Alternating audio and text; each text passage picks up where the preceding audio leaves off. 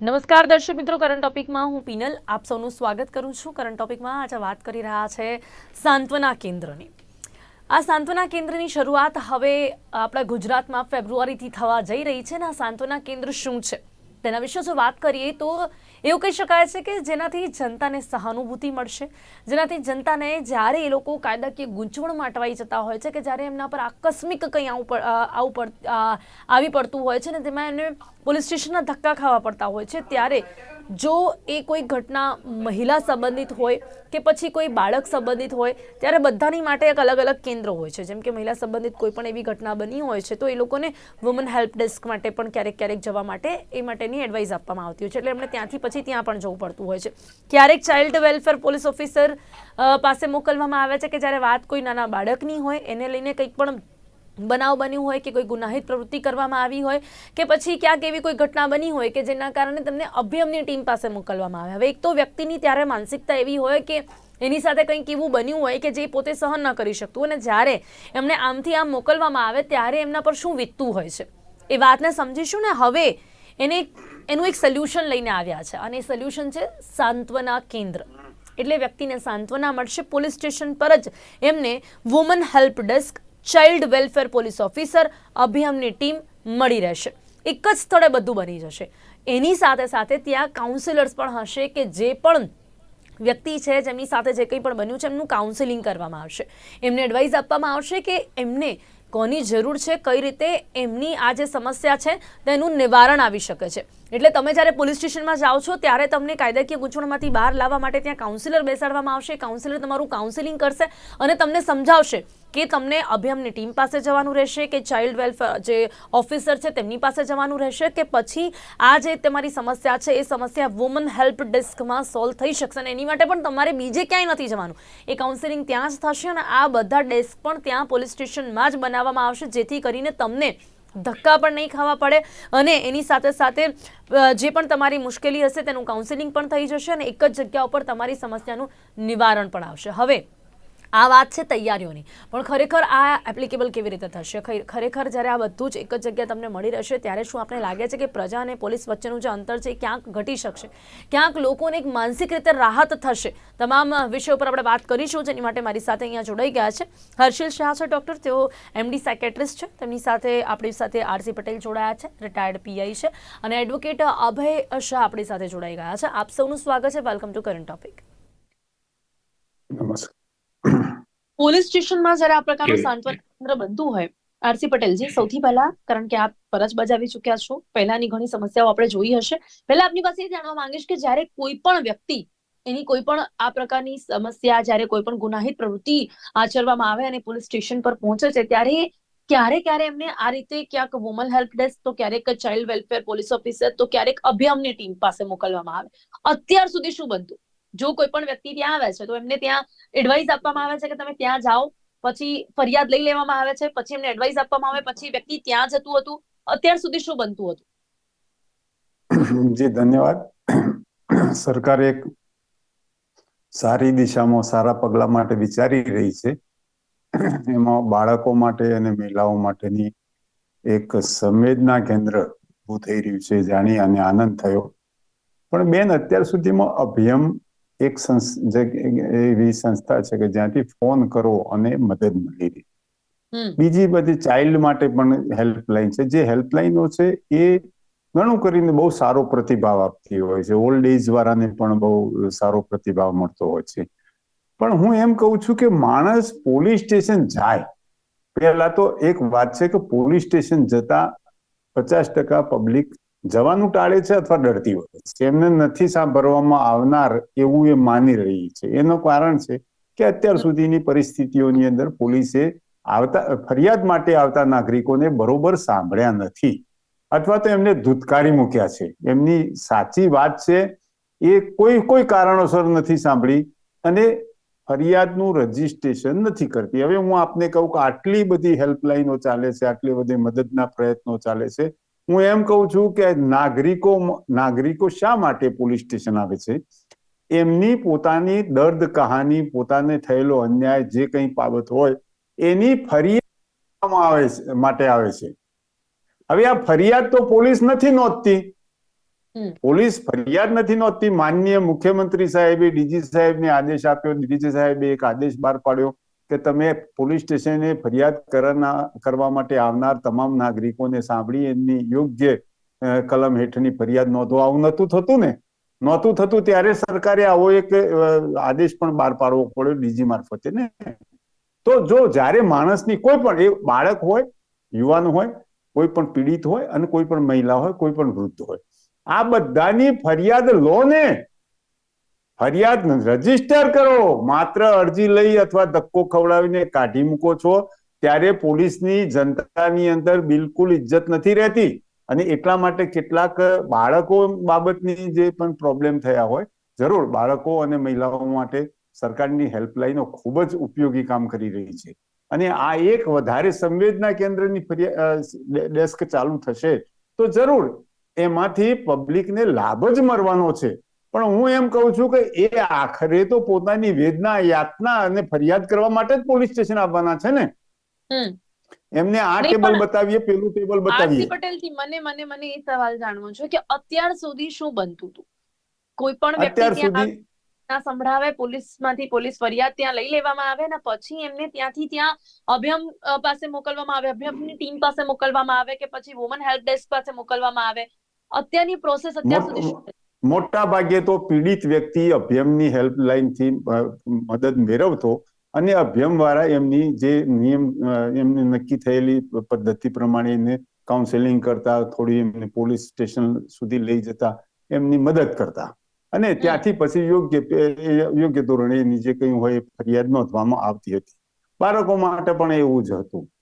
પણ જે મુખ્ય મુદ્દો છે એ ફરિયાદ નોંધવાનો છે, ચાહે અભયમની હેલ્પલાઇન મારફતે આવ્યા હોય, ચાઇલ્ડ હેલ્પલાઇન મારફતે આવ્યા હોય, ઓલ્ડ એજ વાળા મારફતે આવ્યા, કોઈ પણ મારફતે આવ્યા હોય, જો એમને તમે શાંતિથી રિસીવ કરો, એમને શાંતિથી સાંભળો અને પછી પોલીસ સ્ટેશનની અંદર જે વિભાગ એના કામમાં આવવાનો હોય એ વિભાગ સુધી એફઆઈઆર કરી અને મોકલો. પોલીસ જો સુધી એફઆઈઆર નહીં કરે ત્યાં સુધી એમનું કામ થયું કહેવાય નહીં. અને જ્યારે એમની જે ફરિયાદ હોય એ યોગ્ય ધોરણે નોંધવામાં આવી હોય ત્યારે એને સંતોષ થશે સાહેબ.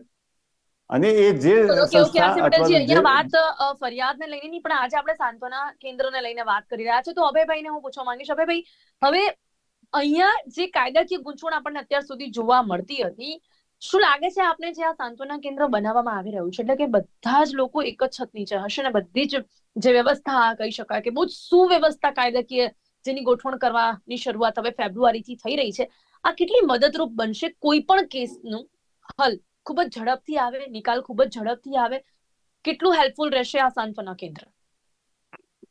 સાંત્વના કેન્દ્ર નાગરિકોને માટે બહુ જ આશાનું કિરણ તરીકે પ્રસ્થાપિત થશે તેવું લાગી રહ્યું છે. સાહેબે કહ્યું એ પ્રમાણે જ્યારે કોઈ વ્યક્તિ દર્દમાં હોય, દુઃખમાં હોય, એની વેદનાને વાચા આપવા આવ્યો હોય ત્યારે કોઈ તેને શાંતિથી સાંભળી અને સહારો આપવાનો પ્રયાસ કરે, તેમને ગાઈડ કરવાનું કામ કરે, તે બહુ મોટી પોતાના મિત્ર તરીકેની જે પોલીસની છાપ છે એ છાપ પુનઃ સુપ્રસિદ્ધ રીતે પ્રજાના વાસ્તવિક મિત્ર તરીકેની છાપ તરીકે પ્રસ્થાપિત થશે. સજ્જનસ્ય સેવામ અને દુષ્ટસ્ય દંડમ, એટલે સજ્જનોની સેવા કરવી અને દુષ્ટોનો દંડ કરવો એ પોલીસનો આચાર છે, એમનો ધર્મ છે. આ રાજ્ય સરકાર, રાજ્યના સંવેદનશીલ મુખ્યમંત્રી શ્રી ભૂપેન્દ્રભાઈ પટેલ સાહેબ અને રાજ્યના ગૃહમંત્રી શ્રી હર્ષભાઈ સંઘવી સાહેબના નેતૃત્વમાં ડીજીપી વિકાસ સહાય સાહેબે જે નિર્ણય લીધો છે તેનાથી પ્રજાને એમના દુઃખના સમયમાં કયા રસ્તે જવાથી એમને ન્યાય મળી શકશે, કયા રસ્તે જવાથી એમને સુરક્ષા મળી શકશે, કયા રસ્તે જવાથી સલામતી મળી શકશે, તે માર્ગદર્શન કરવાનું કામ આ સાંત્વના કેન્દ્ર કરશે. અને આ સમય ગોલ્ડન અવર હોય છે, ત્યારે વ્યક્તિને અનેક વિચારો, અનેક ઉપાધિઓ, આધિવ્યાધિની અંદર ફસાયેલો હોય અને આ સમયે રાઈટ ડાયરેક્શનમાં ગાઈડ કરી અને તેમના ગુસ્સાને, તેમના ઉભરાને, તેમની પીડાને, તેમના દર્દને સમજવાનો પ્રયાસ કરી અને યોગ્ય માર્ગદર્શન આપવાનું કામ થશે તો પ્રજાની બહુ મોટી સેવા આ કેન્દ્રના મારફતે થશે તેવું લાગી રહ્યું છે. જી, પણ આપને લાગે છે કે અત્યાર સુધી આપણે ભારત દેશમાં જે કાયદા ઉપર સવાલ કરવામાં આવે છે, કોઈ પણ કેસનો હલ એટલું મોડું આવે છે કે ઘણી બધી વખત એટલી બધી વાર થઈ જતી હોય છે કે એનું ક્યાંક એ પછી ક્યાંક ન્યાય પણ નથી રહેતો. પણ જો હવે આ બધી જ વ્યવસ્થા એક જ જગ્યા હોય તો આ બધા જે ડેસ્ક કામ કરતા હોય છે એ મદદરૂપ રહેતા હોય છે, ક્યાંક એવિડન્સ તરીકે પણ, તો ક્યાંક લોકોની જે યાતના છે, જે વેદના છે તે સાંભળવા માટે પણ, એની સાથે સાથે એમને કાયદાકીય રૂપે ન્યાય મળે એમાં પણ એ લોકો હેલ્પફુલ રહેશે. અભયભાઈ, જી, આપણે ત્યાં નવો ભારતીય ન્યાય સંહિતાનો કાયદો લાવ્યા, ટાઈમ બાઉન્ડ મેનરની અંદર ન્યાય મળે તેના માટેનું આખું વ્યવસ્થા તંત્ર ન્યાય તંત્રમાં ગોઠવાઈ રહ્યું છે.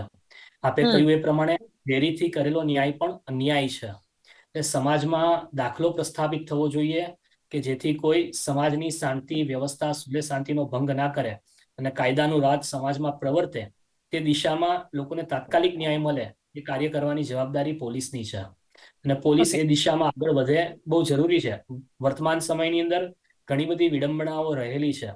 0 FIR નો પણ બહુ મોટો પ્રશ્ન હોય છે. પોલીસની હદનો સવાલ ઉભો થતો હોય કે આ મારા વિસ્તારમાં મારા ઓલામાં આવતો નથી, તમે સાયબરમાં જાઓ, તમે ક્રાઇમ બ્રાન્ચમાં જાઓ, ઇકોનોમિકલ ઓફેન્સ વિંગમાં જાઓ, વુમનમાં જાઓ.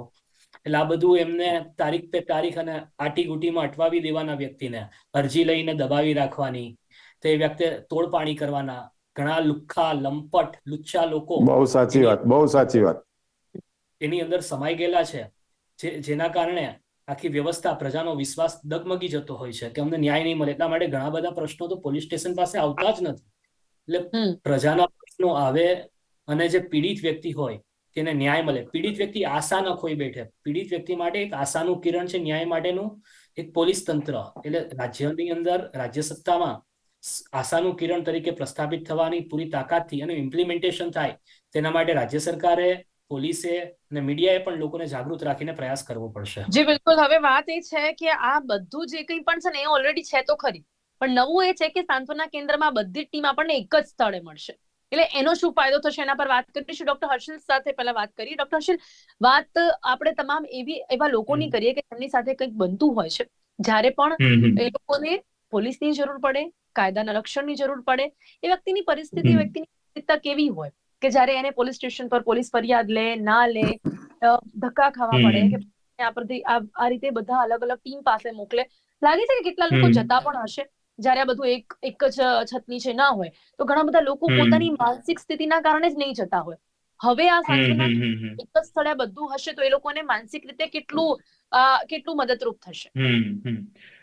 યસ, એટલે સૌથી પહેલા હું એ જ કહેવા માંગીશ કે જેમ તમે કીધું કે જ્યારે બી કોઈ પોલીસ જોડે જાય, રાઈટ, તો એની જોડે જે બી ઇવેન્ટ ત્યારે થયો હોય, તમે કોઈ બી, અમે એને ટ્રોમા કહીએ, રાઈટ, કોઈ બી ટાઈપનો ટ્રોમા, કે ભાઈ રોબરી છે, અસોલ્ટ છે, રેપ છે, કોઈ બી વસ્તુ, તો એ પોસ્ટ ટ્રોમેટિક જે ફેઝ હોય છે that is very critical, right. તો એ ક્રિટિકલ ફેઝમાં કેવું હોય કે માણસ એન્શિયસ વધારે હોય, બહુ ચિંતામાં હોય, એને કેવું થાય કે નાની નાની વસ્તુઓ બી બહુ જ વધારે મોટી મેગ્નિફાઈ થઈને આવતી હોય એમના મગજમાં. એટલે સૌથી પહેલા જેમ પહેલા બી સરે કીધું કે તમે જાઓ તો કોઈ એવું જોઈએ જે પ્રોપરલી તમને સાંભળે, રાઈટ. કારણ કે આપણી બી એવી એક કહેવત છે કે અગર કોઈ આપણે શાંતિથી કોઈને સાંભળી લઈએ તો બી એનું અડધું ટેન્શન જતું રહે છે. એટલે વોટ આઈ જરૂર. ફીલ ઇઝ એક્ઝેક્ટલી પણ એટલે આપણા તમે અગર ત્યાં એ નથી જોવા મળતું ડોક્ટર હર્ષલ. જ્યારે પોલીસ સ્ટેશન જઈએ એક્ઝેક્ટલી, યસ, ત્યારે યસ. વધી જાય, એવું થાય કે આમાં ના ના, કશું જ કરતા એક્ઝેક્ટલી. આપણે પાછા ઘરે જતા રહીએ, એ પ્રકારનો માહોલ જોવા મળતો. બિલકુલ બિલકુલ, ના, એ વાત સાચી છે એમ. કારણ કે ઘણી વાર એવું હોય કે કોઈને સાંભળવાના કરતા આપણે જવાબ આપવામાં જ બિઝી હોઈએ એમ. એટલે એ ઘણી વાર કેવું હોય કે અમારા સાયકેટ્રીમાં બી એવું કહેવાય છે, એક પ્રોજેક્શન કરીને એક ટર્મ હોય, એનો મતલબ કે પોતાની ફ્રસ્ટ્રેશન બીજા પર કાઢવી, રાઈટ. તો આ વસ્તુ ઘણી વાર વર્ક પ્લેસમાં બી જોવા મળતી હોય કે ભાઈ તમે તમારી પ્રોબ્લેમ લઈને પોલીસ જોડે જાઓ કે કોઈની બી જોડે જાઓ, બટ એ પોતાના ફ્રસ્ટ્રેશન તમારી પર કાઢતો હોય ફોર સમ અધર રીઝન. તો ત્યાં જ પેલાનું આપણું આખું મનોબળ ત્યાં તૂટી જાય. અને બીજી વસ્તુ ઘણી વાર હાયરાર્કી બી હોય. ફોર એક્ઝામ્પલ, અમે ડિસ્પ્લેસમેન્ટ એને કહીએ કે આપણું કોઈ સુપિરિયર હોય, એને આપણને કંઈ કીધું, રાઈટ. હવે આપણે આપણા જુનિયરને સબઓર્ડિનેટને કોઈને કહીએ ને પછી એ કંઈક અલગ રીતે બહાર આવે અને એનું વિક્ટિમ બને કોઈ ન્યુટ્રલ પર્સન એમ, જે રિસ્પોન્સિબલ બી નથી. તો આ બધી વસ્તુઓ બી ઘણી વાર ડ્યુરિંગ કોન્વર્ઝેશન જોવા મળતી હોય છે એમ. એટલે મને એવું લાગે છે કે અગર જ્યારે બી આવી કોઈ ઇસ્યુ લઈને કોઈ પહેલા કોઈની જોડે જાય ને ફર્સ્ટ પર્સન જે છે શાંતિથી સાંભળે ને એમ્પથીથી સાંભળે, રાઈટ, તો એક અડધી પ્રોબ્લેમ એ વ્યક્તિની સોલ્વ કરી શકે. અને એમ્પથીનો મતલબ બેઝિકલી અગર આપણે એમના ફૂટ્સમાં પોતાને ઇમેજિન કરીએ કે ભાઈ અગર આ વ્યક્તિ આવી પ્રોબ્લેમ લઈને આવ્યો છે, અત્યારે એને કોઈ ટ્રોમા ફેસ કર્યો છે, બીટ એનીથિંગ, કે સેક્સ્યુઅલ અબ્યુઝ છે કે રોબરી છે કે કઈ બી, તો આના બદલે હું હોઈશ તો મને કેવું લાગશે, મને કેવું ફીલ થશે. એટલે બધા કદાચ એ વ્યૂથી કોઈને જોવે ને તો that will be much more helpful એમ, એવું મારું માનવું છે. જી બિલકુલ અને બિલકુલ. જેમ તો તમે હવે કીધું કે બધી ફેસિલિટીઝ એક રૂફની અંદર જો મળે તો ડેફિનેટલી એ એક સારું ઇમ્પ્રુવમેન્ટ સાબિત જી થશે. જી જી જી આરસી પટેલજી, હવે આ બધું જો એક જ સ્થળે હશે તો આપને લાગે છે કે ક્યાંક પોલીસ પર પણ એક દબાણ આવશે? એક તો છે ને, બીજું એક કારણ મહત્વનું એ છે કે પોલીસ પર એટલું કામનું ભારણ હોય ને, જેના કારણે પણ એ લોકો આવું કરતા હોય છે. એ લોકોની અંદરની માનવતા ક્યાંક મરી પરવાડે છે. જ્યારે એમના ઉપર બહુ જ લોડ આવી જાય છે ને, ત્યારે સારા પોલીસ વાળાઓ પણ ક્યાંક ને ક્યાંક આવું જ બિહેવ કરતા તમને જોવા મળે છે. હવે બધું જ એક જ સ્થળે હશે એટલે બીજા લોકો પણ આ જોતા હશે, એટલે આ એક પ્રેશર પણ ક્રિએટ થશે એવું લાગે છે આપને, આરસી પટેલ? જી, હવે આપે કીધું ને કે આ એક જ છત નીચે હશે આ બધું. હું કહું છું કે પોલીસ સ્ટેશનની અંદર લગભગ આ બધી જ સગવડો છે, પણ આ જયારે એક કેન્દ્ર તરીકે જયારે ત્યાં ઉભું કરવામાં આવે છે, ત્યારે સરકાર આ કેન્દ્રની અંદર કામ કરતા કર્મચારીઓ અલગથી લાવવાનું છે કે પછી જે તે પોલીસ સ્ટેશનોથી એક બે એડજસ્ટ કરીને આ ટીમ બનાવવાની છે? ઇફેક્ટિવ ત્યારે થશે કે પોલીસ આમે કામના લોડમાં હોય છે, થોડું ટેન્શનમાં પણ હોય છે, એના કારણે એના બિહેવિયરમાં પણ ચૂક પડતી હોય છે, પણ આ એક કેન્દ્ર નીચે હશે, એક જ કેન્દ્ર નીચે કામ કરતા હશે, તો પોલીસ સ્ટેશનનો સ્ટાફમાં આ બધી વ્યવસ્થાઓ છે. છતાં જો નવું સરકાર જે આયોજન કરી રહી છે એના માટે એને એ ડોક્ટરો જોઈએ, એના બીજો સ્ટાફ જોઈએ, જે કોઈ જો એના માટે જરૂરી હોય, એની ફરિયાદ નોંધવા માટે અત્યારે ઓલરેડી એક કેન્દ્ર છે જ કે ફરિયાદ કેન્દ્ર. નહીં તો આરસી પટેલજી એ અત્યારે ફરિયાદ એક જ સ્થળે કેન્દ્રને તમને નહીં, આરસી પટેલજી એક જ સ્થળે ક્યાં એવું કંઈક જોવા મળે છે કે ત્યાં અભિયમની ટીમ પણ બેસી હોય, ત્યાં child welfare police officer, woman help desk પણ ત્યાં જ હોય, એવું નજીકમાં જ હોય એવું તો હા, એટલે અભિયમની, તમે કીધું સાચી વાત છે, અભિયમની ટીમ એના કોઈક નિયત કરેલા સ્થળે હોય છે ને ત્યાંથી એ હેલ્પ માટે જતી હોય છે. હવે પોલીસ સ્ટેશનમાં જયારે અભિયમની ટીમ બેસવાની હોય તો એને કેટલો બધો સ્ટાફ નવો જોઈશે. આ એક પોલીસ સ્ટેશન, આજે અમદાવાદના 50-60 પોલીસ સ્ટેશન છે, આજે અભિયમની લાઈન, હેલ્પલાઇન છે, એની 10, 15, 20 જે ગાડી ફરતી હોય એટલી જ હશે, બરોબર? તો આ એક વ્યવસ્થાનો ભાગ છે, વ્યવસ્થા કરવી અને વ્યવસ્થા મેન્ટેન રાખવી અને એની સીધી સેવા પબ્લિકને મળવી, એ બધી વસ્તુ ડિફરન્સ છે. જી, અભયજી શું લાગે છે? ફેબ્રુઆરીથી શરૂઆત કરવાના છે, સ્ટાફ તો હશે જ, કારણ કે જો આ બધું ઓલરેડી છે, ખાલી એક જ સ્થળે આ બધું કરવાનું રહેશે. તો આપને શું લાગી રહ્યું છે કે આપને લાગે છે કે ક્યાંક ને ક્યાંક લોકોને ન્યાય થોડું ઝડપથી મળી શકશે આ બધું જ થવાથી? જી, એ દિશામાં ક્રાંતિકારી કાર્યો થઈ રહ્યા છે. એના ઇમ્પ્લિમેન્ટેશન માટે પૂરી તાકાત અને મોનિટરિંગ કરવામાં આવે તો ઘણો બધો ફરક લોકોને, પ્રજાને જોવા મળશે. કારણ કે એમને રિસીવિંગ કરવામાં આવે, વ્યક્તિ ત્યાં જ્યારે પોતાની પીડા લઈને, દર્દ લઈને, ફરિયાદ લઈને આવે અને એમને રિસીવિંગ કરવામાં આવે, પ્રેમથી એમનો આવકાર આપવામાં આવે અને એને શાંતિથી આખી વિષય એના સમજવામાં આવે અને એમને માર્ગદર્શન આપવામાં આવે તો ઘણું બધું રાહત લોકોને જોવા મળતી હોય છે. ઘણા બધા પ્રશ્નો લવાદના મારફતે, એટલે મીડિયેશનના મારફતે પણ, જે કૌટુંબિક વિવાદના પ્રશ્ન હોય, આંતરિક વિવાદ હોય, એ લવાદના મારફતે પણ, મીડિયેશનના મારફતે પણ ઉકેલાઈ જતા હોય છે. આપણે ત્યાં નવી જે ભારતીય ન્યાય સંહિતા આવ્યું તેમાં સોશિયલ સર્વિસનું પનિશમેન્ટનું પ્રોવિઝન લાવ્યા છે. એટલે લોકોનું પરિવર્તન કરવાની આવશ્યકતા હોય છે. એટલે ગુનાહિત પ્રવૃત્તિ અટકે એના માટે લોકોનું માનસ પરિવર્તન થાય ને સમાજમાં સંપ, સુલેહ, શાંતિ, એકતા પ્રવર્તે, એના માટે પણ પોલીસે બહુ ઇફેક્ટિવ કામ કરવું જોઈએ. મને લાગી રહ્યું છે કે આ સાંત્વના કેન્દ્રના મારફતે લોકોનો રોષ ઠાડી અને વેર વૈમનસ્ય જે ઉદ્ભવ્યું હોય તેનું પણ નિરાકરણ આવીને ઘણા બધા પ્રશ્નોનું શાંતિથી નિરાકરણ આવે, એના માટેના પણ એક મીડિયેશન સેન્ટર તરીકે આ સાંત્વના કેન્દ્ર કામ કરે, પણ આ ટ્રાન્સપરન્સી સાથે કામ કરે, કોઈને પણ ધાક, ધમકી, દબાણ વગર લોકોને ન્યાય આપવા માટે એક સાંત્વના આપવાનું કામ કરશે તો બહુ જ મોટું જે આ રાજ્યની ભાવના છે થશે તેવું લાગે. ડોક્ટર હર્ષિલ, અહીંયા છે ને કાઉન્સિલર પણ બેસાડવામાં આવશે, એટલે પ્રજાની મુશ્કેલીઓને સમજીને તેમની કાઉન્સેલિંગ કરશે, પછી એમને કાનૂની માર્ગદર્શન આપશે. હવે આ કેટલું જરૂરી છે? કોઈ પણ વ્યક્તિ પોતે, હું તો કહું છું, ફરિયાદ કરે ને એ પહેલા પણ એમનું કાઉન્સેલિંગ થવું જોઈએ, કે કારણ કે ઘણી બધી વખત એટલા બધા ગભરાઈ જતા હોય છે ને એમને પણ ખબર નથી હોતી કે અમે શું કરી રહ્યા છીએ. કેવી રીતે તમે કાઉન્સેલિંગ કરી શકાય છે પ્રોપર, જેથી કરીને વ્યક્તિને સાંત્વના પણ મળે અને યોગ્ય માર્ગદર્શન પણ મળે? ડોક્ટર હર્ષિલ. યસ. એટલે આમાં જેમ તમે કીધું કે જ્યારે બી કોઈ પોસ્ટ ટ્રોમેટિક કે ક્રિટિકલ ફેઝમાં હોય ને ત્યારે સિચ્યુએશન, ચલો નો ડાઉટ ખરાબ તો છે, બટ એ ડબલ ખરાબ થઈને આપણા મગજમાં પ્રોજેક્ટ થતી હોય, રાઈટ? એટલે ત્યારે આપણને કોઈ વે આઉટ દેખાય જ નહીં ત્યારે કે ભાઈ શું થઈ જશે. નો ડાઉટ સિચ્યુએશન એવી હોય, બટ સ્ટીલ તો આવા કેસમાં જ્યારે કોઈ એવો માણસ છે જે પ્રોપરલી એને સાંભળે, બિકોઝ કાઉન્સેલર તમે ચલો મૂકી તો દીધા, રાઈટ? બટ પછી એ કેટલી ઇફેક્ટિવલી આઉટપુટ આપે છે, ધેટ ઇઝ ઓલ્સો નેસેસરી. એટલે એ કેટલી શાંતિથી માણસને સાંભળે છે પહેલા તો એને અમે ડીએસ્કેલેટ કહીએ કે ભાઈ જ્યારે તમને એક સેફ સ્પેસ આપવામાં આવે, safe space is the word, કે જ્યારે બી તમે ચિંતામાં હો ને ત્યારે તમે અનસેફ ફીલ કરતા હો આજુબાજુ, તો જ્યારે બી કોઈ તમને સાંભળતું હોય ત્યારે તમને એક સેફ સ્પેસ મળે ટુ કન્વે જે બી તમારી અંદર છે બહાર કાઢવા માટે. તો જી. એટલીસ્ટ કોઈ અગર એમને સેફ ફીલ કરાવે છે ને એ માણસ પ્રોપરલી પોતાને કન્વે કરી શકે છે, પોતાને વેન્ટ આઉટ કરી શકે છે, રાઈટ? વેન્ટ આઉટ એટલે આપણી અંદરની જે ઇમોશનલ એક્સપ્રેશન્સ છે એને એક્સપ્રેસ કરવા, રાઈટ? તો આ બે વસ્તુનું ખાસ અગર આપણે ધ્યાન રાખી શકીએ તો બી ખાસા જે ઇમોશનલ ઓવરવેલ્મિંગ જે એમને લાગતું હોય શરૂમાં, that can be brought down એમ. એટલે માની લો કે અગર કોઈને કઈ વસ્તુ કન્વે કરવી છે અને 20 મિનિટનું તમારું એક પેલું ડિસ્કશન રાખવામાં આવ્યું, એમાં એના શરૂના જે ઇમોશન્સ ને ટ્રોમા છે એને સાંભળીને જો શાંત કરી દેવામાં આવે તો એની અડધી એન્ઝાઇટી, ચિંતા ડેફિનેટલી આપણે કામ ડાઉન ઓછી કરી થઈ જાય. શકીએ. જી એક્ઝેક્ટલી, જી યસ સર. જી, બિલકુલ. અને એટલે જ આપણે એવી આશા રાખીએ છીએ કે આ જે સાંત્વના કેન્દ્ર છે તે ખરેખર લોકોને આવા સમયમાં સાંત્વના આપી શકે. સમય અહીંયા સમાપ્ત થાય છે. અભયજી, ડોક્ટર હર્ષિલ અને આરસી પટેલજી, આપ સૌ મારી સાથે ચર્ચામાં જોડાયા તે બદલ આપનો ખૂબ ખૂબ આભાર. Thank you. હવે આ સાંત્વના કેન્દ્રની શરૂઆત તો થઈ રહી છે, પણ હજી પ્રશ્નાર્થ છે કે શું આ સાંત્વના કેન્દ્ર બનશે સથવારો? શું ખરેખર આ લોકોની સાંત્વનાને સમજી શકશે, લોકોને સાંત્વના આપી શકશે, લોકોની યાતના જે છે લોકો પોતાની રીતે અહીંયા કહી શકશે અને તેની સાથે તેને સાંભળવામાં આવશે? બધું જ એક જ સ્થળે હશે, એટલે કે અભિયમની ટીમ હશે, ચાઇલ્ડ વેલફેર પોલીસ ઓફિસર હશે, એની સાથે જો તમને વુમન હેલ્પ ડેસ્કની જરૂર હશે તો એ પણ તમને ત્યાં મળશે. તમારું કાઉન્સેલિંગ થશે, કાઉન્સેલિંગ પ્રમાણે તમને કાનૂની માર્ગદર્શન પણ આપવામાં આવશે, જેનો ખરેખર અભાવ લોકોમાં જોવા મળતો હોય છે. એના કારણે આવા સમયમાં ઘણા બધા લોકો ગભરાઈ જતા હોય છે. તો આ પ્રકારની વ્યવસ્થા તો ઊભી કરવામાં આવી રહી છે, પણ હવે કેટલી સફળ રહેશે તો જોવાનું રહેશે. કરંટ ટોપિકમાં અત્યારે બસ આટલું જ. ફરીથી મળીશું નવા વિષયની સાથે. ત્યાં સુધી રજા આપશો. નમસ્કાર.